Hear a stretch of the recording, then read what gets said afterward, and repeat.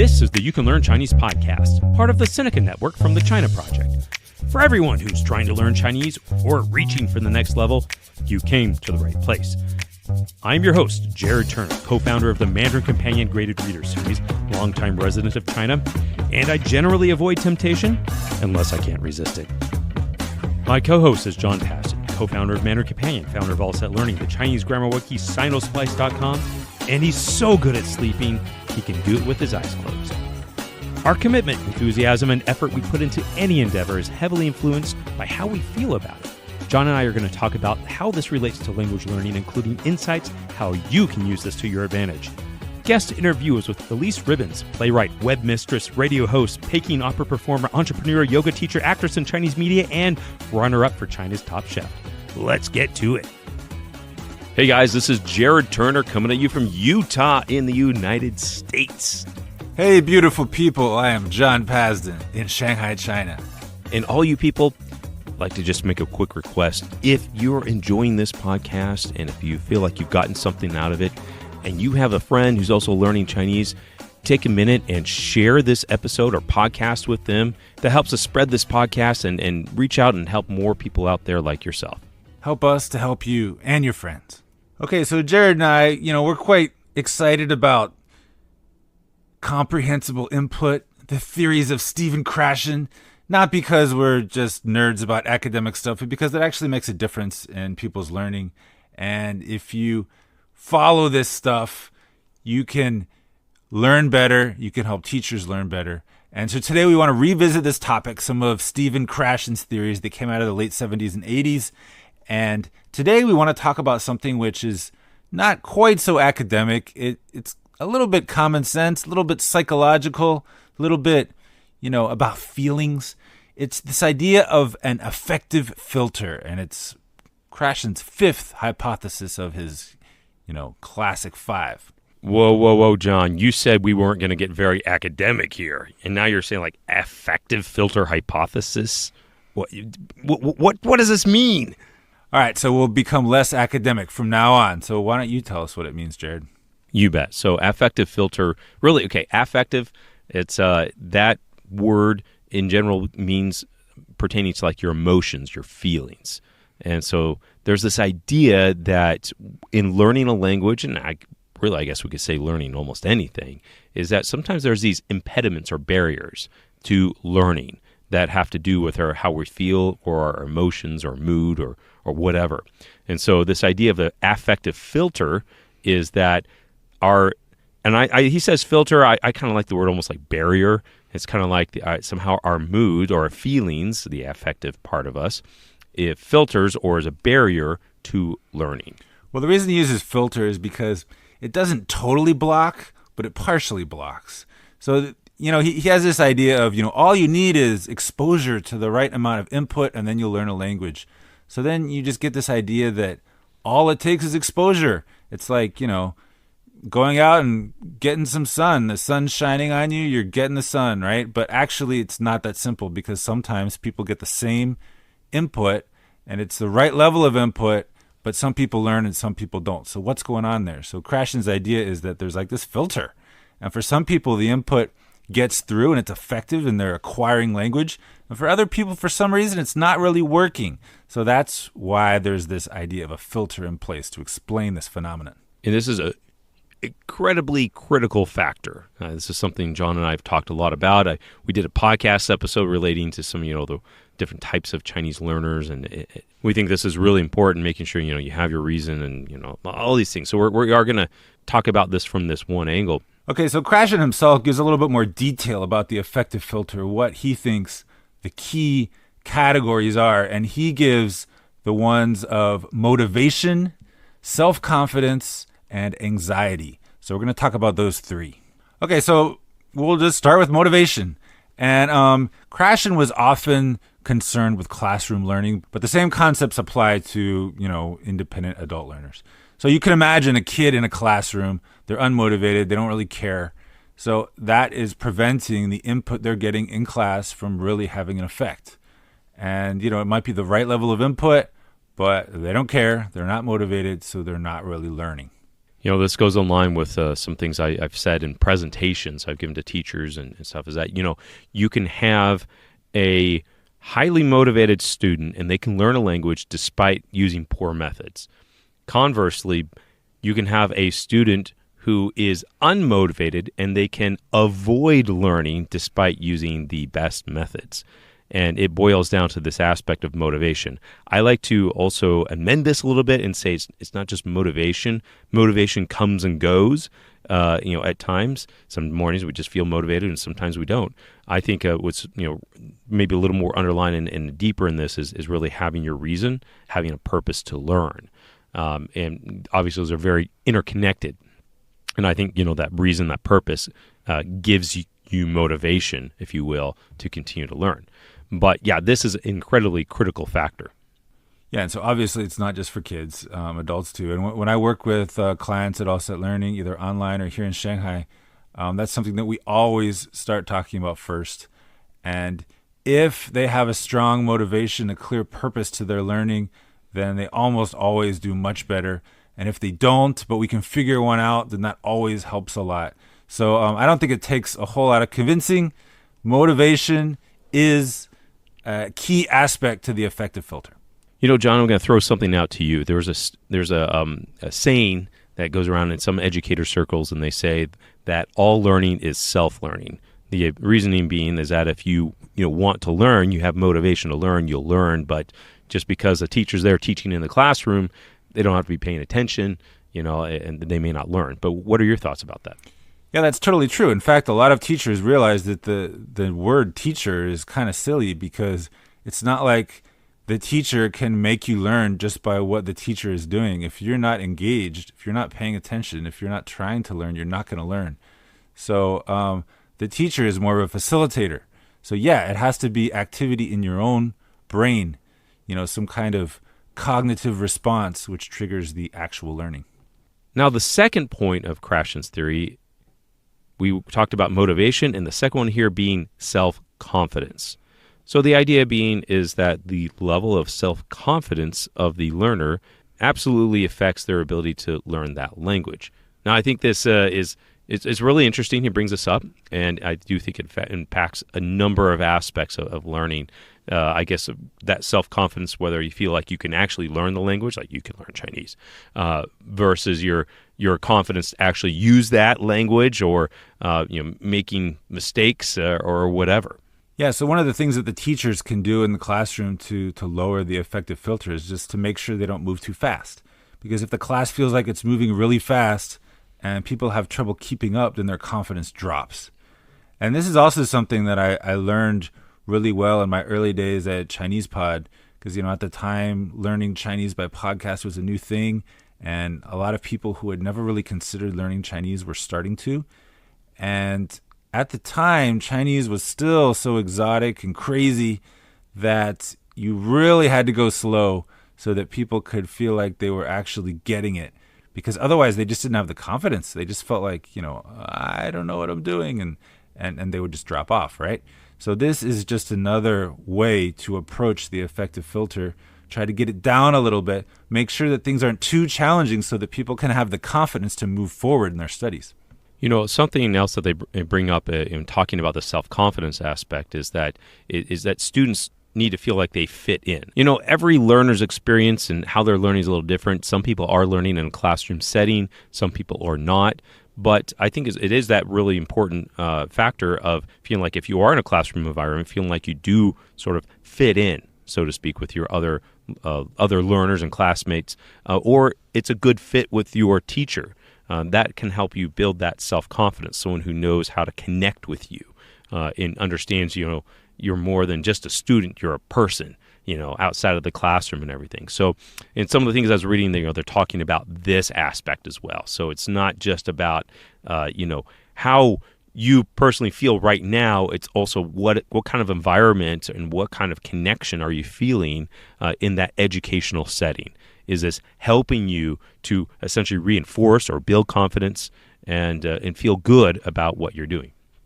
But this also ties directly into the third point, which is if the teacher's making you feel good and you feel like it's a good environment, you're not nervous about making mistakes, then the anxiety level is going to be low. And anxiety is the third point. So if it's low anxiety, you're not afraid to make mistakes, to take risks, to try this thing that you're not sure you can do, then you're going to learn better. So the affective filter will be lower in that case as well.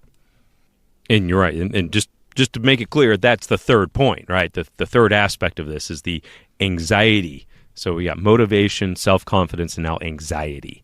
And John, we could probably, philosophize about this and say, oh, well, self-confidence, anxiety, there's a lot of overlap, and maybe they're kind of the same thing. I think there might be some case for that. But in overall, I think, it's the point is about how does your anxiety impacting your ability to learn the language. If you feel safe and you feel like there's not a lot of anxiety in it, like you just mentioned, John, you're more willing to take risks and you're more willing to make mistakes because, in learning any language, you're going to make mistakes, right? So this is actually one thing that Krashen talks about a lot is what can teachers do to help lower the affective filter? So those things that you're saying, Jared, those are things teachers can do. They create an environment where people feel like they're not afraid to make mistakes. If teachers are very harsh and they're correcting every little mistake, like right out of the gate, and a student feels like they can't say anything without just getting tons of corrections and they're not really even communicating at all, then that is going to put up the affective filter, and then the input isn't going to be resulting in as much learning. Now, I will say that any listener out there who is in one of these types of environments, there's always a balance on this, right? You do want correction, but maybe you don't want every single word, right? And this comes back to also sometimes finding that good fit. And I think it's good to note, John, is that you can have a very confident learner and you can also be in a high anxiety setting, right? Maybe it could be a situation where the stakes are high. When you're going to do a test or something, right? Anxiety level can go up no matter how confident you feel about your learning and your ability. And it can be also converse, is that you don't have a lot of confidence, but you could be also in a very low anxiety setting. And sometimes those things can help each other. Right, so it's multidimensional, but for teachers, they definitely want to have this positive atmosphere where it's welcoming. People feel like they can contribute, they can learn from each other, they can make mistakes, and after they make the mistake, they just keep going because they're learning, rather than feeling like they're not allowed to say anything that's wrong. All right, John, so we talked about this, okay, motivation, self-confidence, anxiety, these being kind of the three filters / barriers in the affect dimension, if you will, that can impede us in learning a language. But I think let's flip this around a little bit and from a learner's perspective. So you, the listener, how can you lower your inhibitions? How can you, improve these different areas so that you can be better at learning a language? And so let's talk about the first one. I think motivation. So as I talked about it earlier, I think in my mind, one of the first things here is finding your reason, finding your purpose to learn the language. Yeah, this makes a huge difference. We've talked about this a lot on a lot of other podcasts as well. So I don't think we need to go into it too much on this one, but it definitely makes a big difference. And if you haven't done this yet, you should get on it. That's right. But making the note about this is that your reason to learn now may not be the same reason to learn, even months or a year or so down the road. Reasons and purposes change, and that's okay. But bottom line is you need to have one if you really want to achieve a level of proficiency in Chinese. And I will say after, over 100 interviews of people from this podcast, that is the one unifying concept behind every person I've interviewed who's achieved a high level of proficiency in Chinese is that they had a reason. So if you don't have a reason, or your purpose, your motive is not clear, go find it. Yeah, persistence is good, but persistence without purpose is kind of drudgery, right? Okay, so the next one is self-confidence. So I think one thing that I see a lot is that people are kind of perfectionists and they don't want to make any mistakes. And maybe they think that their abilities are terrible and they're not going to give themselves any credit until they do some really amazing thing. But you really want to do the opposite. You want to celebrate small victories. You want to not worry so much about making mistakes as long as you're moving forward, because that's going to help you build self-confidence. Definitely. And I think, that's one of the things. Oftentimes we can be very self-critical and, I'm not good at this, not whatever, right? But you can do it. And I think that sometimes that it helps me, John, is when I go back and I look at when I first started learning Chinese. And at that point, I wished I could be where I am right now. and so there's times where I still feel like, oh, my Chinese is just not where I want it to be. Well, it is way better, and I'm beyond actually where I originally anticipated I could be. When I first started. So sometimes giving yourself some credit. Look at the glass being half full instead of half empty, because man, when we really pick ourselves apart, sometimes we can be pretty harsh. And so you got to look at things from the other. Many times we need to look at things from the other side, and give ourselves a bit more credit and grace. Well said. So have a little confidence, celebrate victories. Then when it comes to anxiety, one of the best things you can do is to make sure that you're having some fun with your learning. Don't be punishing yourself. Make sure that there are parts that you're enjoying and that you're actively seeking those out in order to nurture your own motivation and to lower your anxiety. A great strategy for just managing anxiety in general is just simply acknowledging your feelings. Sometimes we're feeling anxiety, but we don't really know why. And so sometimes just recognizing, I am feeling anxiety. I'm having a hard time with this right now because I'm afraid of making a mistake. And then once you can recognize that emotion and just like, oh, that's what I'm feeling. And then the next step is accepting that. It's just being like, oh, okay, I'm feeling anxiety because I'm afraid of making a mistake. And then it's okay to make mistakes. It's like, let yourself have that feeling. Let yourself mess up. And it's okay. Now, it doesn't solve all the problems, but that alone can go a long way in helping you to deal with some of the anxieties that you may feel in learning a language. When it comes to anxiety, too, I think that for a lot of people, they have to find a tutor or, some kind of teacher, and they just find one and they just go with it. And maybe they don't realize immediately, but that teacher isn't really a good fit for them and maybe doesn't encourage them enough, or maybe they correct them too much. And that relationship is not ideal, and that causes anxiety. And that can be a little awkward to, want to change teachers or whatever, but that can make a huge difference. And so that's worth thinking about. Is your teacher a good fit for you? Because, some teachers are good fit for some people and not others. And I'll string that along a little further, John, is that, same with classes. You may find a classroom environment works well for you, and some people it just does not. And now, considering you're not in like primary education or, in a college class, well, even college class, you get to choose, right? You could stick in there or drop out. Sometimes it's important for your major, if you're studying, you're majoring and minoring in Chinese. But there are, oftentimes, you're like, oh, I have no choice or whatever. No, you do. You can, if some of these things are not working well for you, or things are sapping your motivation, they're crumbling your self-confidence or raising your anxiety. Well, you can. There's certain things you can do. There's decisions you can make to help mitigate some of those and maybe change your environment. Okay, so one other topic that is kind of relevant is alcohol. I don't think we've ever talked about this on this podcast, but I've talked to so many people who are like, "Oh yeah, after a few drinks, my Chinese is so fluent." Ha ha ha. It's like they don't really believe it. They know it's not really that fluent, but they kind of feel like it is. So they're kind of joking and not joking at the same time. And we often say that alcohol lowers inhibitions. And inhibitions are a word that's very similar to this idea of the affective filter. But if we look at these three aspects, the motivation, the self-confidence, and the anxiety, I think you can see how alcohol kind of has an interplay with maybe two of these. Because I don't think alcohol is going to give you motivation to learn. I don't see that happening. But in terms of self-confidence, what's the expression? It's liquid courage. Is that what it is? Yeah, but a glass of liquid courage, liquid personality. I've heard that too. So.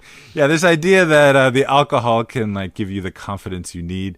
I think there's something to do that when it comes to just speaking in a foreign language that you would be otherwise embarrassed to use in front of certain people. And then anxiety, right? So I think alcohol can easily increase anxiety in some cases, but in a happy environment, maybe sometimes it does lower anxiety a little bit. I've interviewed people, and I remember one individual I was interviewing. I believe it was Elyse Ribbons. She says, like, advice to learning Chinese. She's like, go to the bar and have some drinks. Use your Chinese in China. It's you get a lot more fluent. So yeah, I don't drink, but yeah, I do know some people. They say, hey, yeah, they'll say that this is accurate. Yeah, I have a friend who claims to have basically learned Chinese in bars. I don't know how true that is. But I mean, it's not only the alcohol, just being in an environment where people are friendly and willing to talk to you. I mean, it doesn't have to be a bar.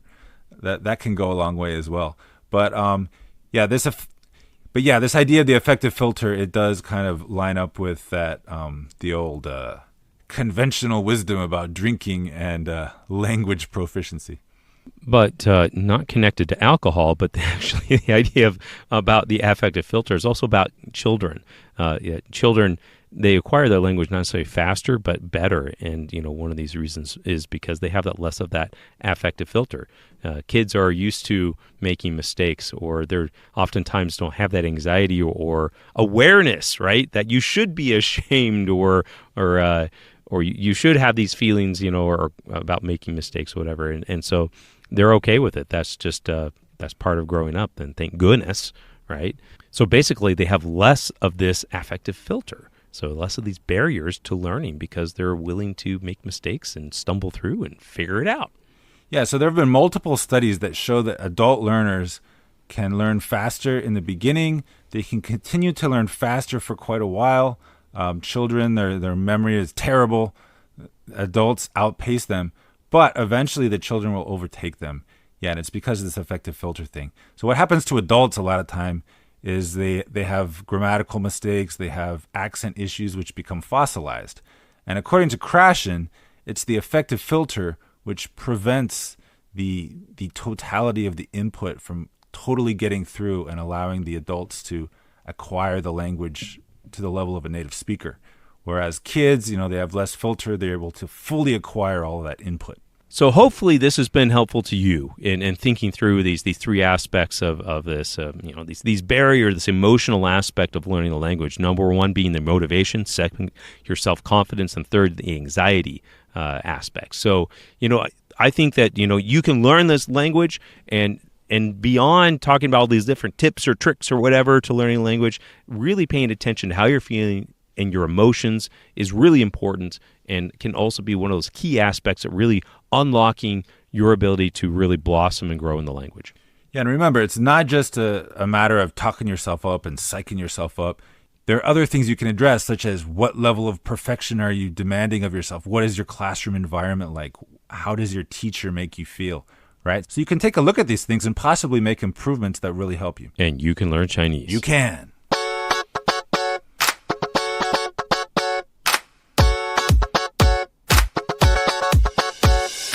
All right, now it's time for a word from our sponsor. And today our sponsor is All Set Learning online courses. Yeah, so All Set Learning is my other company, and we have online Chinese courses. They are all one-on-one with a live teacher, a native speaker of Chinese. And the one I want to highlight today is not a book club course. You took that one, right, Jared? That's right. This one is called This Modern Chinese Life. So the whole point of the course is to learn how Chinese people use technology in their everyday lives, like every single day. I'm sure, Jared, you can think of a few of these, right? Oh, yeah. And there's, especially if you're Chinese and you live in China, there's lots of ways you're going to be using Chinese every day. But, I use Chinese every day, really, just things here and there. Right, so things like WeChat and Alipay, like if you're interacting with Chinese people or if you're planning a trip to China, they just use these things all the time. So it's probably not in your textbook, so it's useful to be able to talk about this stuff, because if you can't, then you can't fully participate in the conversations that are happening every day in China. So this is an intermediate level course. So get your visa to China, book your ticket for this summer, and make sure you get this course from All Set Learning to get ready on your trip to China.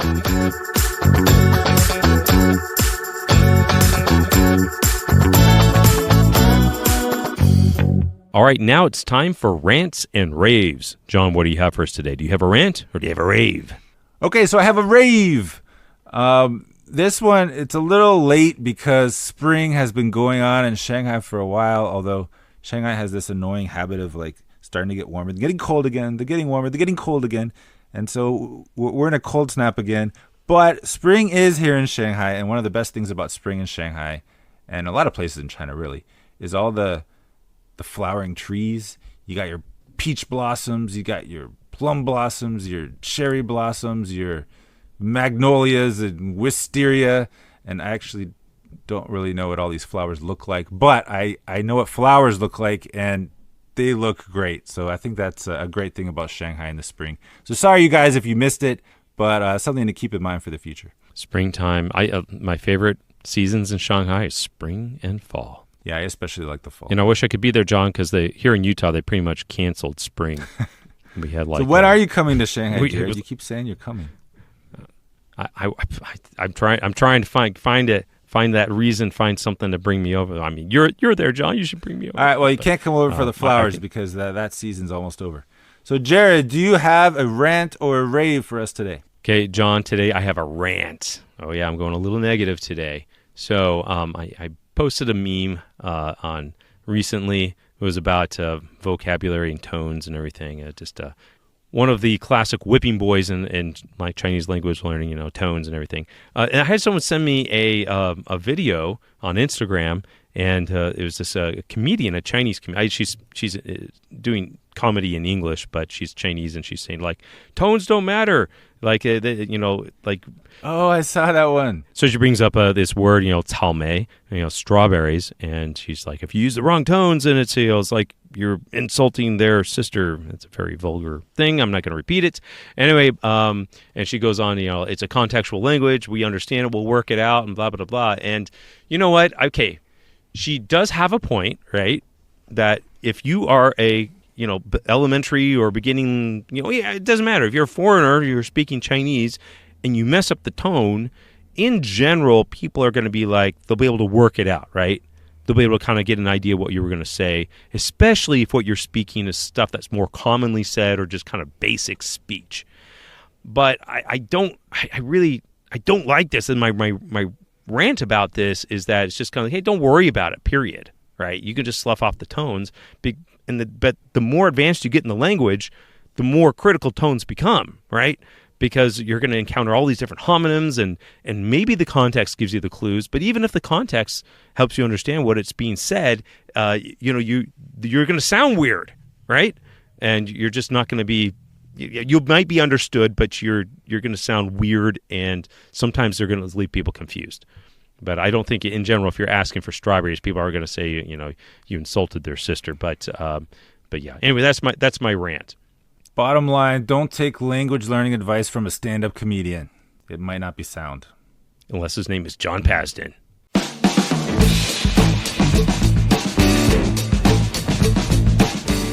Hey guys, this interview first aired in episode 12 back in June of 2019, and for your point of interest, Elyse has since quote-unquote repatriated back to China. Enjoy.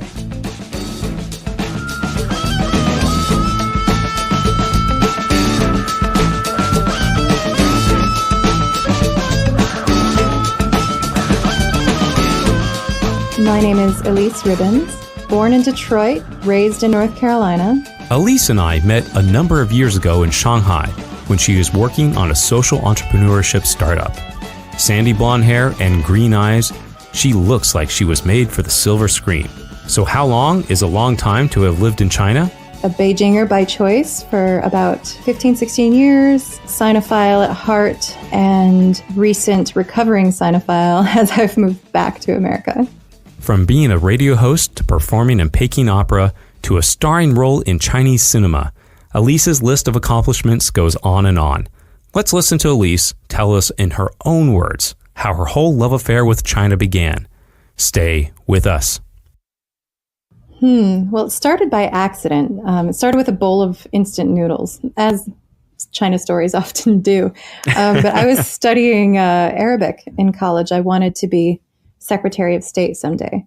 So I thought studying Arabic would be great because U.S. Arab relations are still so fraught. They certainly were in the 90s. I was studying Arabic. I wanted to go to Egypt to study abroad, but then because no one else had signed up for the program, it was just me, and they thought it'd be too dangerous to send some chick by herself. Just one person in the study abroad program or one person in the Arabic program? Oh, study abroad. The Arabic studies program at UNC is great. Sahar Amer, the teacher I had, she's like really well known in her field. Yeah, so I was studying Arabic, but the study abroad program to Egypt got canceled last minute. And so, I wasn't registered for any courses for the next semester. My housing had been given away. I didn't have any idea what I was going to do. So I was sitting in the lounge in my dorm, eating my instant noodles and crying. And a friend of mine who he had studied in China before, McKay Barrow, he saw me and talked to me about it and told me that maybe I could consider going to China with him because he was going on this new project, this brand new program that UNC was starting. It was called Beijing Street Life. So we were working with this amazing anthropological studies, like medical anthropology professor, Dr. Judith Farquhar, and a couple of grad students, and the whole semester, studying in Beijing. I thought like I was totally unqualified, but he did point out that I was eating my instant noodles with chopsticks, so at least I wouldn't starve to death. And fortunately, this was like before the big China studies rage happened, and there weren't enough applicants, so I got the last spot. What year was this?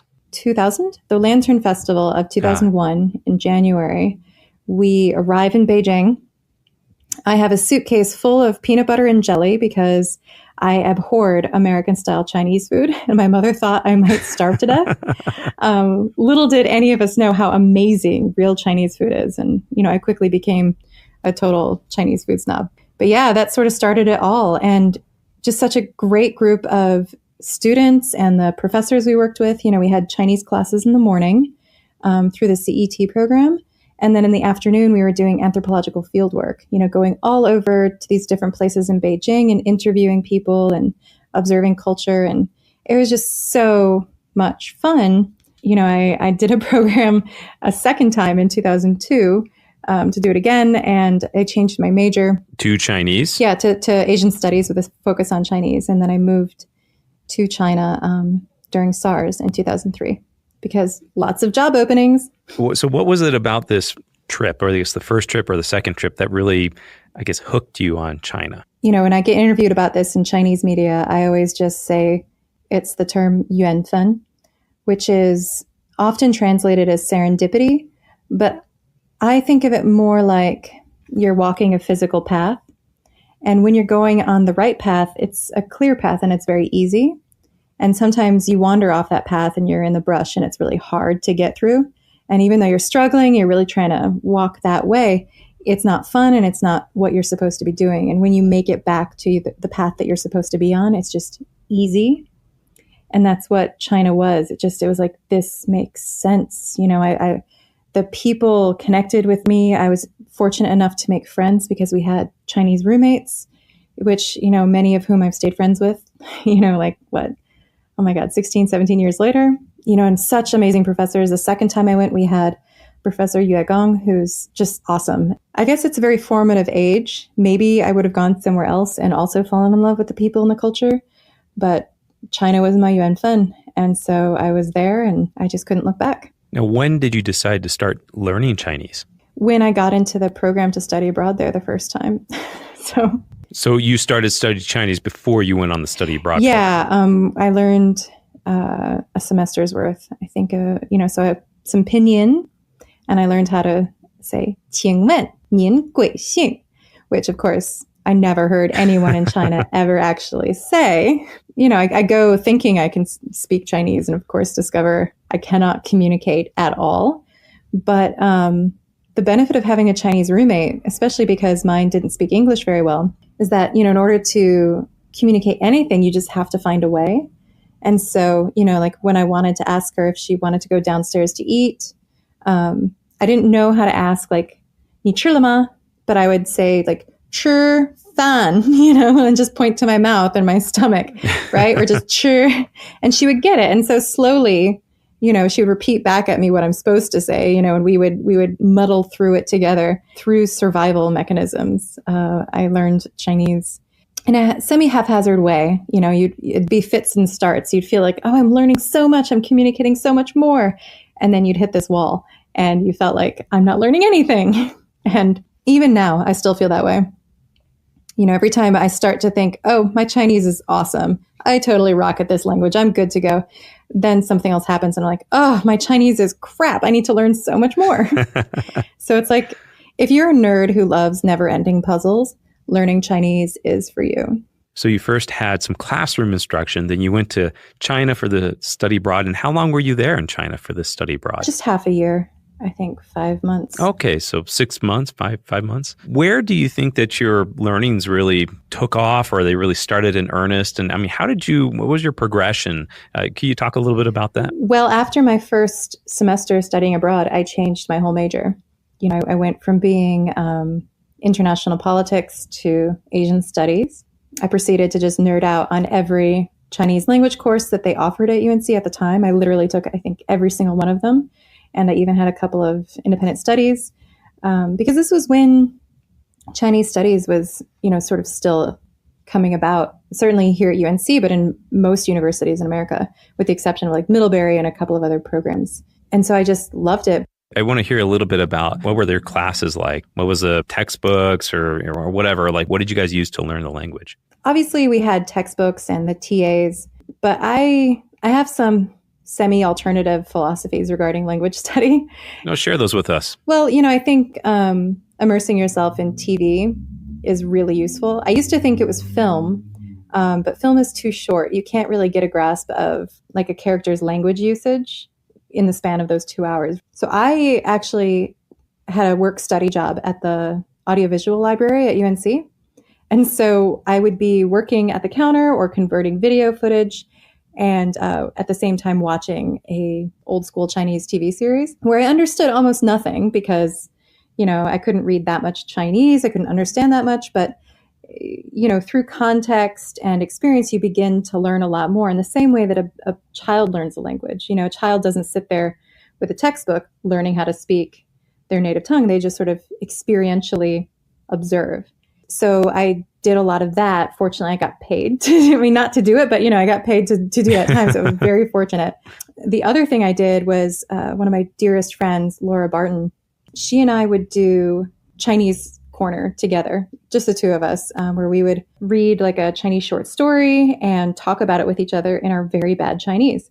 And I'm sure the whole time we were speaking incorrectly and doing it just in an embarrassingly bad way. But because we were using it to communicate, it became our language. And so, when I have Chinese friends who are desperately trying to learn English, they've been studying it for 20 years, they still can't communicate. I'm always like, just talk to someone. And they're like, but there's no foreigners near me. And I'm like, it doesn't matter. Just talk to anyone. Talk to your cat. Talk to the picture on the wall. It doesn't matter because it's about you practicing and getting used to it. So it sounds like you had a language partner and that's something that helped you out. Yeah, but she wasn't a native speaker. So we were both, it's like letting go of that desire to be perfect was really important, which is also why I say, drinking alcohol helps with language acquisition because you can relax and not worry about, if you're using the right words or the right verbs or whatever, you can just communicate. And the other person will muddle through and help you figure out what it is you're trying to communicate. And friendships happen and the language just naturally evolves for you. But obviously, I often do like speaking gigs at the universities here in North Carolina talking about learning Chinese and the experience working there. And I've been reprimanded a few times for recommending alcohol consumption. But it really does help. So I guess if you need to lower your inhibitions, right? Yeah, it's letting go of the desire to be perfect. Very few native Chinese speakers actually speak Chinese well. They might speak their dialect well, but they probably don't speak Mandarin perfectly. More so, they probably don't have a very elevated level of Mandarin. There's always more to learn. And I had a professor at Beida tell me once that even he was in his 60s, was still working on his Mandarin. And he's a Beijing-born Chinese professor who was in the Chinese studies department, right? Wow. Not to make people feel like, oh, you'll never learn it. It's just, there's always the new joys of learning more about it, I guess. Well, at what point do you feel like your Chinese really started to take off, or you feel like you started to really gain a good grasp of the language? The first time I really felt like I could communicate in Chinese was when we did it was during the first study abroad program. We had a weekend away in Qingdao where we had an immersion weekend. We weren't allowed to say anything in English ever.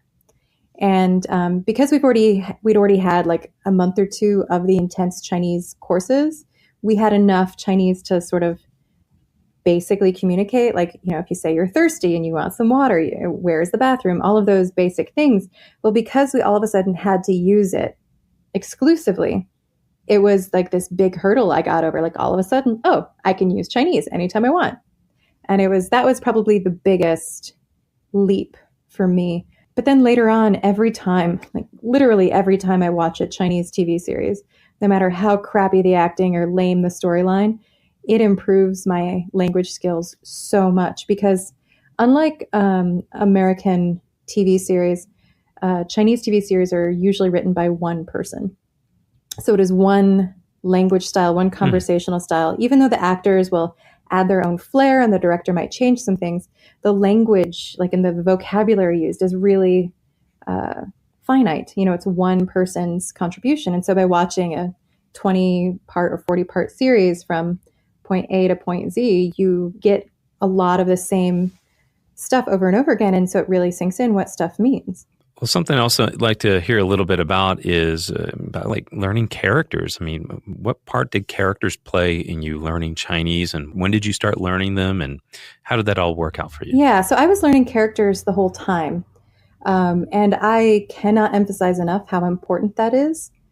You can be illiterate and speak English fairly well. And just by talking to people or listening to things, watching the news or whatever, you can be fairly erudite and knowledgeable about things and be aware of history and culture. But in Chinese, because there's so many references in every statement, not just with Chengyu or Xiehoyu or anything, but with just basic references that anyone says. I had a professor, Dr. Henry at UNC, who told us that anytime a Chinese person says anything, there's at least 3 historical references in that statement. And obviously that's a little extreme, but it's often really true. And even if people don't know they're doing it, there's constant references. The language is very layered. And so if you don't know the characters, you can't ever get those layers. And I have some friends who've been in China for a long time, as well as some actor friends who they speak Chinese so well. They sound so good.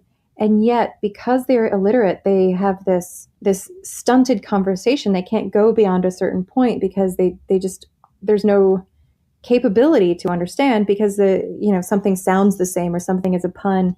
Everything, can be more than what it is. Hence the reason I think learning Chinese is a never-ending treasure. Yeah, I always feel that characters are kind of the key to the language. Exactly. They can really unlock the meaning of it. And there's so much joy to it once you've learned the characters. And I really think that, especially when you're learning a language as different as Chinese is from English, it opens up a different part of your brain. And you can just think about things differently. I was not a good memorizer before I studied Chinese, and then it helped me to develop that skill to the extent now where, I can memorize like the best of them. It's really because of the way the language flows. Like if you tell me a phone number, an 11-digit phone number in English, I will not remember it. If you tell me it in Chinese, I will remember. Oh yeah, numbers are easier to retain in your memory in Chinese for sure. But also, phrases, poems. There's a certain musicality to the language that is, yeah. But sorry, I could wax poetic all day about it. I've got to say, my number one benefit from studying abroad in China is, as an American, I had never had a ton of discipline in my studies before, be your best self or whatever, but your passion was what you're supposed to follow. But, if you don't have discipline, you don't really make the extra effort. Some students are really good at that. I was not. But because I had to have so much discipline in order to learn the characters, we had a 50 character quiz every Friday. We had a koyu kashi every Friday. Like you just, it was like a factor you had to learn. And so all of a sudden I had to memorize, I had to study, and it instilled this academic discipline in me to the extent where before I went to China, my grades were okay, but they weren't amazing. But after I came back, I took double the course load and got all A's like the rest of the time. Wow. Not all A's in every single class. I don't want anyone to fact check me. I think I got a couple D's in it, but you know what I mean? Like it was, my counselor was like, you're taking 24 hours. That's the highest limit. And and a lot of them, these are complex classes. And I was like, yeah, but I studied Chinese. I'm good now.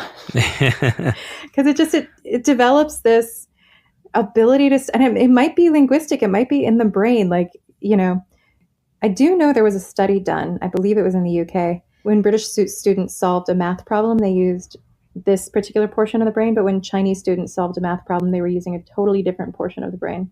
Oh, that's interesting. On that, there's a study done by, I think it was in the book Freakonomics of Stephen Dubner and Stephen Levitt, because the actual numbers in Chinese, they're shorter in length. So, like qi versus 7, 7, it's 2 syllables versus 1 syllable. And it actually takes up less memory in your brain to process. So you're able to process it much quicker versus like French, where you get into like 80, it's quatre vingt, just to say 80 and then quatre vingt, whatever. And it looked like, in general that like Chinese people do better at math. And that's one of the reasons why. All right. So Elyse, that's pretty cool. So you've really developed a lot of your Chinese skills. Now, what kind of opportunities have that brought for you? In China, your ability to speak Chinese as well as understand the culture is like a golden key. While there's plenty of Chinese people who can speak and understand English and American or British culture very well, there's very few non-native Chinese speakers who can communicate well in Chinese and Mandarin. And so there's just a ton of opportunity in every field. Obviously, there were plenty of negative situations where, my Chinese was too good, so I was asked to speak more poorly. And then obviously when acting or doing TV shows, I've often been asked to make my Chinese worse. Well, no, wait a second here. Tell us a little bit, how did you even get into doing acting in China? And some of this acting, it's in Chinese? Are you playing like the dumb foreigner on the film or show? Or tell us just about how that worked out and what kind of roles you played. So I don't take those kind of roles anymore. I started acting because I had done acting, since I was a kid. I'd always loved theater. I'd done some drama coursework at UNC. And so the first play I got into was called Kites of New York. It was a story about a Beijinger who had moved to New York, and I was to play his girlfriend. And that was actually a really good role, if not super huge, but it was at the People's Arts Theater in Beijing. And being on stage again was like, because I had my day job at the U.S. Embassy, which was a great job and a great opportunity. Doing cultural affairs. I was a virtual outreach officer. So, kind of on the forefront of trying to combat the misinformation campaigns, How did you get this audition even for this play? They were desperately searching for an American. There's plenty of Russians who can speak Mandarin well enough, but to perform in a play, you've really got to be able to enunciate in Mandarin and project. Yeah, it was through a friend of a friend. And so I went and met with them, and and they said, you'll do. And I can act on stage. So they're like, okay, great. And just being on stage again was so intoxicating that, I decided to try to explore it some more. I just because I became friends with the producers and the director, I got to see how one does a play in Beijing from start to finish. I'm not talking about writing it or directing it. I mean, really like, connecting with the theater and going through the censorship process and all of that. So I decided that I would try my hand at it as well. I had written some scripts before, so I wrote my first play, I Heart Beijing, in 2006. What was your play about? It was sort of a sitcom-y story. It was about an American girl and a Chinese girl who were roommates and best friends, and sort of the antics that ensued, their group of friends. The Chinese girl's older brother hated the American girl because he thought the American girl was leading his younger sister astray, because his younger sister was smoking and like dating all these boys, but really the American girl was the conservative one. And just lots of fun sort of cultural misunderstandings that led to a delightful, happy ending, of course. Was this play in Chinese or English? No, this play was in English, and we had sold out shows both runs. I was very honored and thrilled that the community in Beijing was so supportive. And I had great actors that were working with me. Well, how did that lead into you performing in different, I know you've been on some TV shows in China, you've been in some movies. Talk a little bit about that. I guess it was a complicated road. I wrote another play about my experience for learning Chinese called Green Eyes on Chinese. And this play was written in Chinese called 绿眼睛识黑汉字. And it was about the process that you kind of go through in order to learn a foreign language. And so it starts, like the night before a major exam. I'm in my dorm. I'm trying to go over all of these vocab lists. There's the insane vocab list regarding flowers. There's these characters with the 草字头, the grass radical on the top.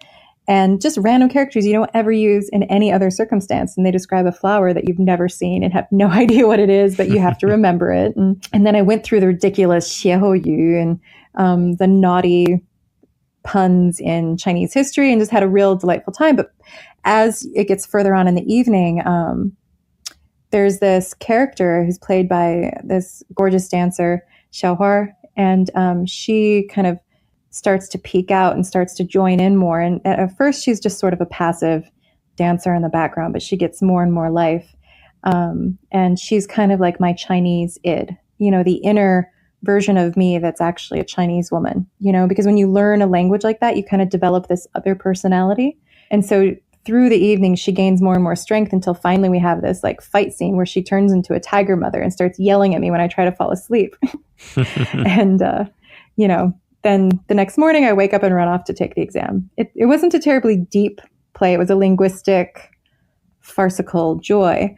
But I got a lot of good reviews because Chinese people who'd studied English had actually gone through the same sort of phenomenon where they had developed this, English version of themselves. And that English ego would often fight with the Chinese ego, and which one are you? You kind of develop more as you learn more languages. I was then interviewed by a journalist with CRI for their global news division. CRI is? China Radio International, but it was for the domestic news, not the English language one. Okay. And so then someone else at the station heard me. They heard I could communicate intelligently in Mandarin. And so they invited me as a guest host at first for this program called 老外看点, which is, I guess, international perspectives. And I really enjoyed doing the show. And so I became the main foreign host. It was me, a Russian guy, and a Chinese guy discussing news and events. And it was just so much fun, such a delight, because we'd often start that conversation from very different places, very different perspectives and assumptions. But by the end of the conversation, we would have talked ourselves into the center. So what was it like being on that radio show? Yeah, and it was one of the best things in my life. It's honestly one of the things I miss the most, other than amazing Chinese food, because, my other co-hosts were fantastic. Peter, the Beijing co-host, often got flack because everyone always thought that I was an ABC and that he was not a native Chinese speaker. And so it was very, very funny. But he's amazing. And it was always a bit of an interesting struggle because I refuse to lie about anything or paint anything for a propagandic way. So there were some conversations that we just couldn't have an honest discussion about. And so we'd have to then change subjects, and he was really good about respecting me, but also very helpful with, sometimes there's certain conversations that are very sensitive in China. The word 敏感 is used a lot by people who work in media because, you have to self-censor, you have to worry about what topics are kosher to discuss at any given time. For our listeners, give us the definition of 敏感. Oh, 敏感 literally just means sensitive. In Chinese, when you're saying a sensitive topic, that could be like Tibetan freedom, right? That's obviously a sensitive topic, but it could also be something like Jiang Qing, Mao Zedong's wife. She is a very 敏感 topic. Or it could be like the housing bubble or, anything that is considered a social hot button issue is not usually something that you want to be discussing because it can lead to dangerous territory. What was your favorite role that you played in any program or show?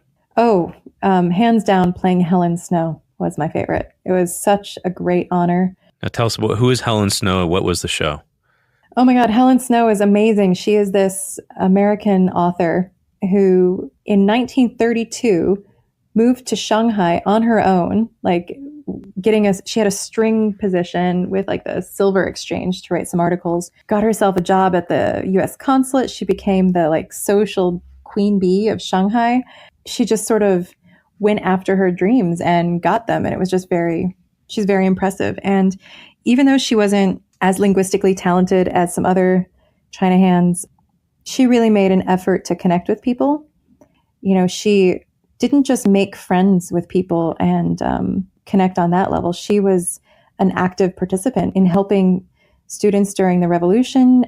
You know, in Beijing, she and her husband, Edgar Snow, fundamental to the December 9th or December 12th movement, where the students protested in the streets against Song Zhiyuan. He was the KMT leader for the North. Because the students protested at that time and Edgar and Helen got international media to write about it. So, you know, then there was pressure on the KMT to not give over Hubei to the Japanese. And so I have argued successfully, getting Chinese people to agree with me that if it weren't for her, the war could have gone very differently because Hubei would have belonged to the Japanese. It would have been a very difficult fight back at that point.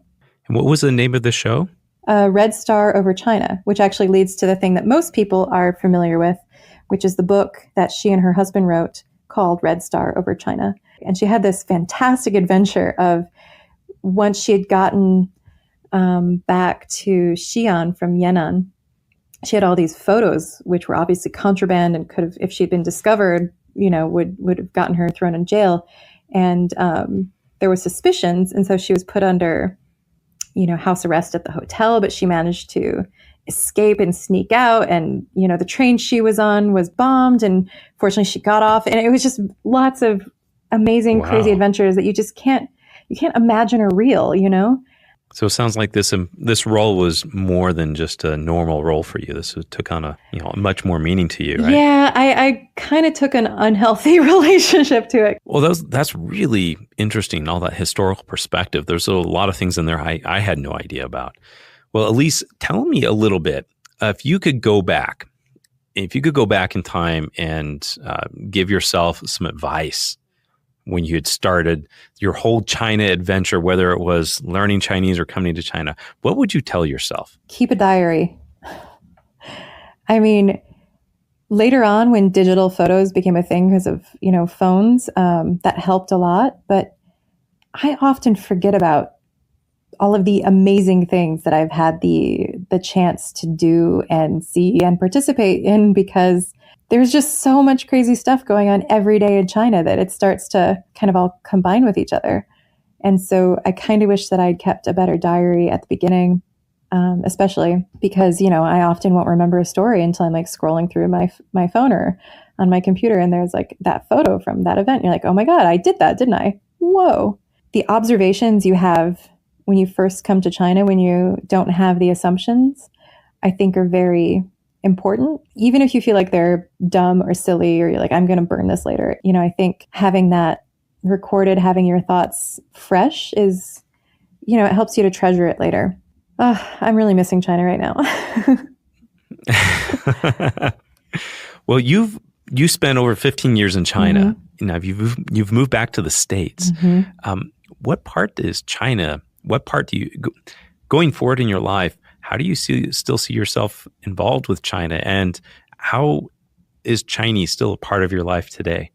I moved back to America to sort of take some time to reacquaint myself with myself and to, get my health back in order, to start a family. I participate a lot in the Chinese community here in North Carolina. We actually have a huge percentage of Chapel Hill's population is Chinese, like recent emigres. So, there's a North Carolina Peking Opera Society where I co-host the events, and I get to see some amazing Peking opera performances, which is a delight and weird and wonderful.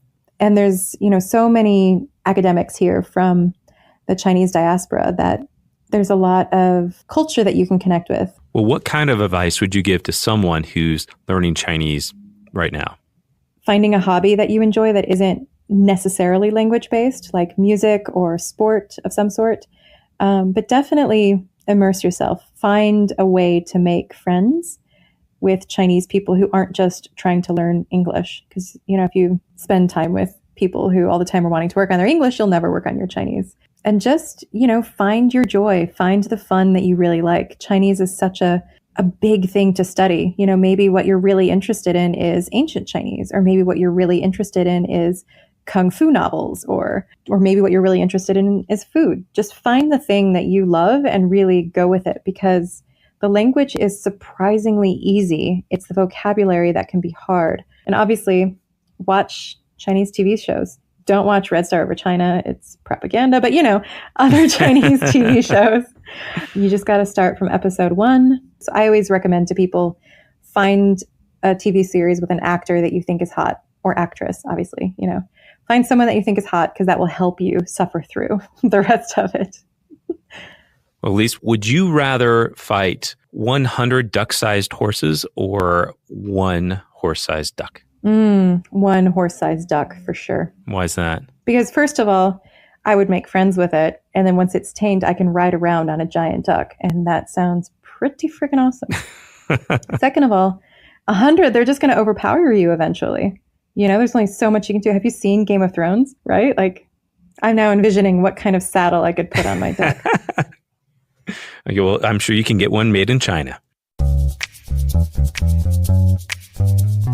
You have been listening to the You Can Learn Chinese podcast. Help us spread the word by sharing this with your friends, classmates, teachers, cousins, dancer, comedian, spy, architect, teenager, waiter, pilot, and that one gal named Kathy. Please subscribe to our podcast and share with a friend. And if you enjoyed this episode, leave us a review. You can also reach out to us at mannercompanion.com or Manner Companion on Instagram, Facebook, Twitter, or TikTok. Apologies to John Cena, I just ran out of time. The You Can Learn Chinese podcast is produced by myself, Jared Turner, and our editor is Kaiser Guo.